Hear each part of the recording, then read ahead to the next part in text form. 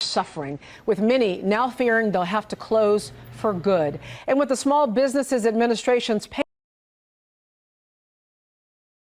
Paycheck Protection Program running out of money this week, their options for help are slim. Jack Heiberger has more.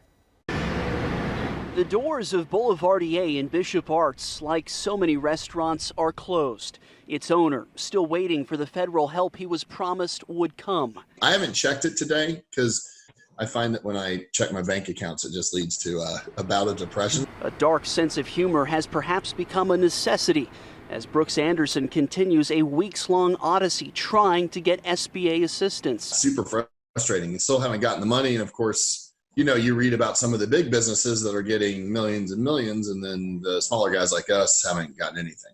And to make matters worse, the SBA announced this week that the more than $300 billion allocated for the Paycheck Protection Program had been completely exhausted. We estimate less than 5% went to the restaurant industry, and out of $349 billion to one of the most important and largest sectors in the nation, that seems like a complete failure. Emily Knight heads up the Texas Restaurant Association and says federal relief has both fallen short and been poorly structured.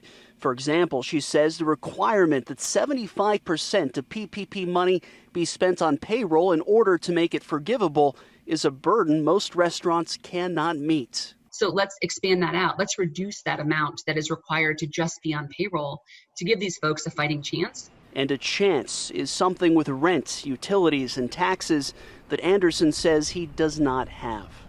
And so we're not going to get it to 75%. And so I'm just taking a loan, basically. And that's, of course, if he's able to get it. Right now, there is no money in that program.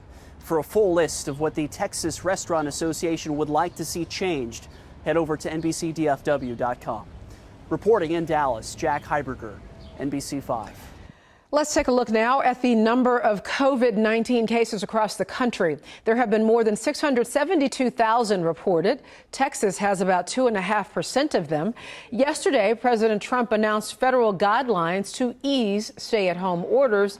But health experts say testing would have to be at least doubled or even tripled from current levels to allow for even a partial reopening of America's economy. They say people who don't show symptoms are a big concern. You're going to know when you need to start to be concerned that there may be asymptomatic infection when you start to see evidence of symptomatic infections.